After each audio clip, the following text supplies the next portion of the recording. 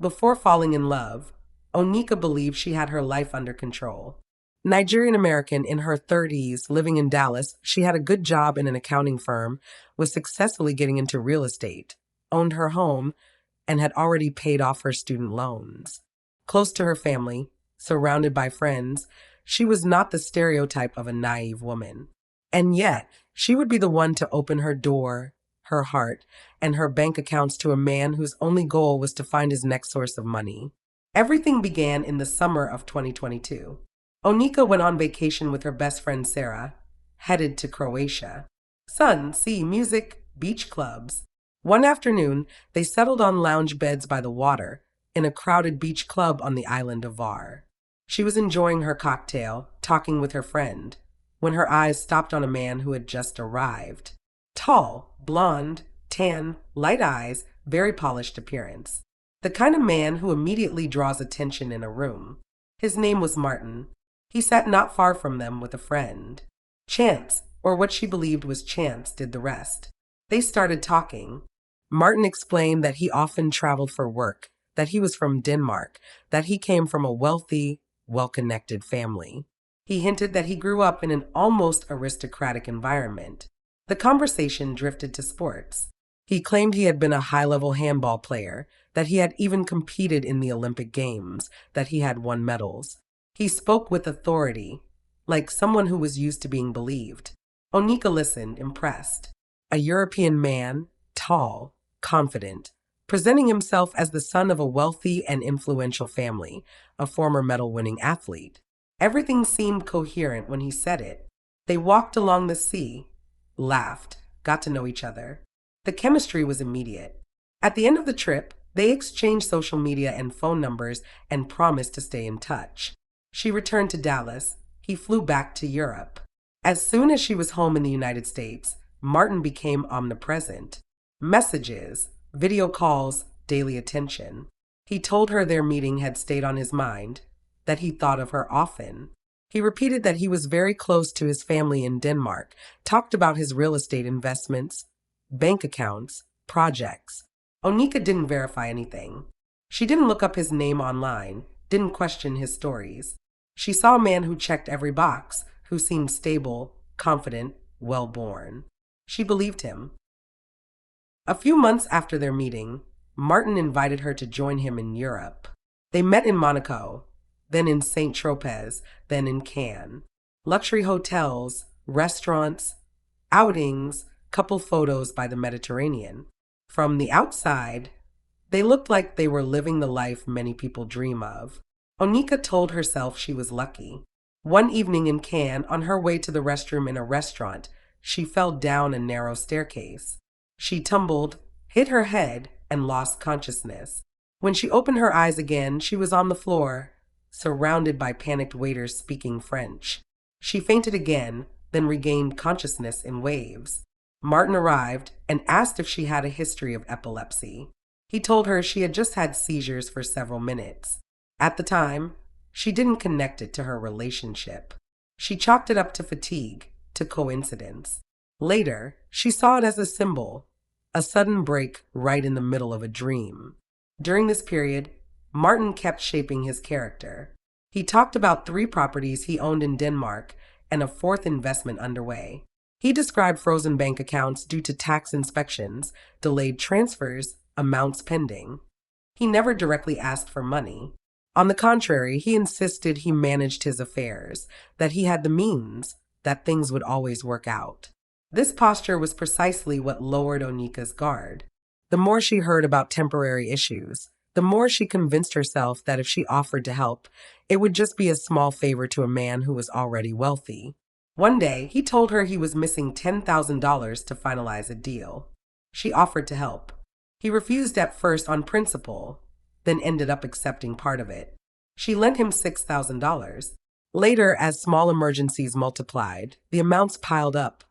$5,000 for another situation, $15,000 for tax-related issues and frozen accounts, $3,000 for an unexpected expense. The total climbed toward $30,000. At one point, he reimbursed $9,000, just enough to maintain the idea that he was acting in good faith, that it was only a matter of timing. Meanwhile, Martin started spending long periods in Dallas. He spent time with Onyeka's family, met her friends and colleagues. He appeared polite, pleasant, present. Many people around her thought she had found someone serious. He pushed her to quit her stable accounting job to focus entirely on real estate, telling her he would be the couple's main financial support. Convinced her future was secured, Onyeka eventually resigned. Then came the immigration issue. If they wanted to live together long term in the United States, they had to start a consular process. And that process could only begin once they were married. One night, Martin told her he would be ready to marry her tomorrow. She replied that she, too, could marry him tomorrow. A few weeks later, during one of his stays in Dallas, they went to the courthouse and got civilly married. No ceremony, no family, no announcement to her parents. On paper, he became her husband. In reality, he continued to introduce himself to others as her fiancé. After the marriage, the bad news resumed, almost like a script repeating itself. Martin mentioned back surgery, his father's illness, new banking issues in Denmark, tax problems. Every call came with a new complication, a blocked account, an urgent bill, money that would arrive soon. Plans for Onyeka to finally meet his family for Christmas were constantly postponed because of these supposed setbacks. Still, she held on. She now had a husband, shared plans, a commitment.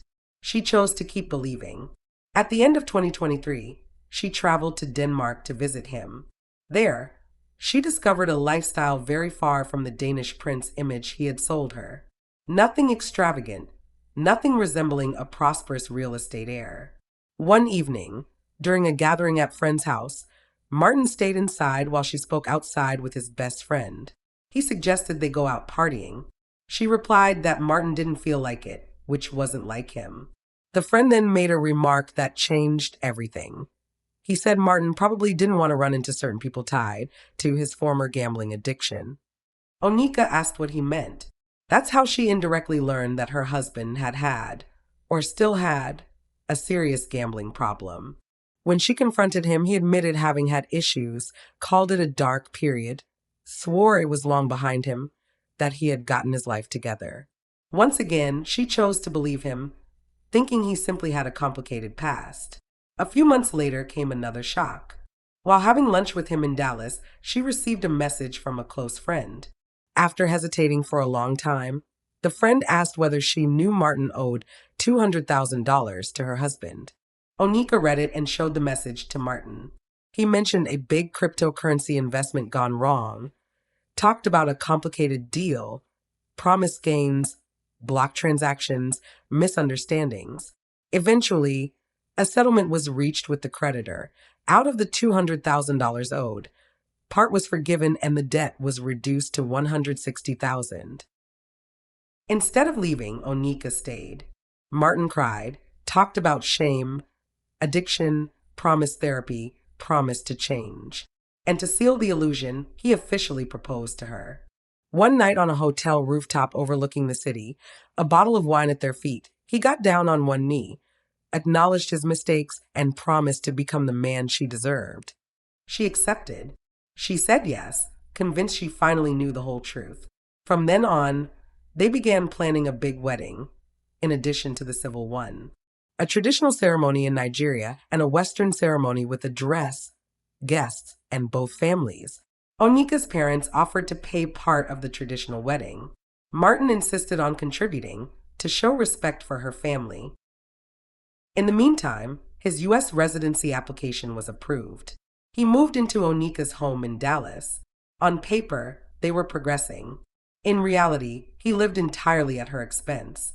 One day, while she was still covering most expenses, she asked him to help financially. He explained that his account at a major American bank had technical issues and that he needed to go in person.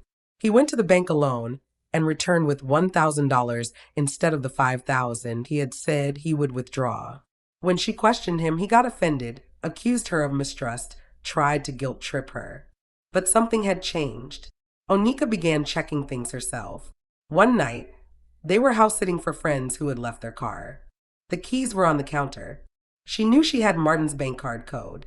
Quietly, she took the keys, left the house, drove to an ATM. She inserted the card, typed the code, checked the balance. The screen displayed 34 cents. Not $34, 34 cents. The man who had spent months talking about frozen accounts full of money, real estate assets, business deals, didn't even have a full dollar available on that account. On top of that, she had already seen open gambling websites on his phone. The picture was finally becoming clear. Despite this discovery, wedding preparations continued for a while. Onyeka's mother was expecting a $10,000 transfer from Martin for the wedding costs. Martin showed Onyeka a screenshot from the Revolut app that appeared to confirm the payment was scheduled with a set arrival date. Onyeka sent the screenshot to her mother for reassurance. Later, alone, she opened the app, simulated sending a large amount, clicked schedule payment, and saw an identical confirmation screen to the one he had shown her.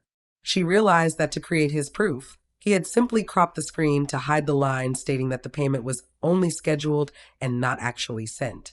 In other words, no money had ever left his account. When she confronted him, everything exploded. She told him she no longer believed him, that she felt trapped, that everything seemed built on lies. Martin admitted nothing more. He reversed the situation, talked about his mental health, claimed he was tired of feeling attacked, insisted they no longer functioned as a team. By text message, he eventually wrote that he preferred to cancel the weddings, that he would stay in a hotel for a few days, that he would repay her mother once he got money, and that they would see later if there was still a future for them. He unilaterally decided it was over. Onyeka, still under emotional influence, tried to keep him. She reminded him that they were already legally married, that a couple should face challenges together. But his decision was made. Once he left, the rest of the truth surfaced.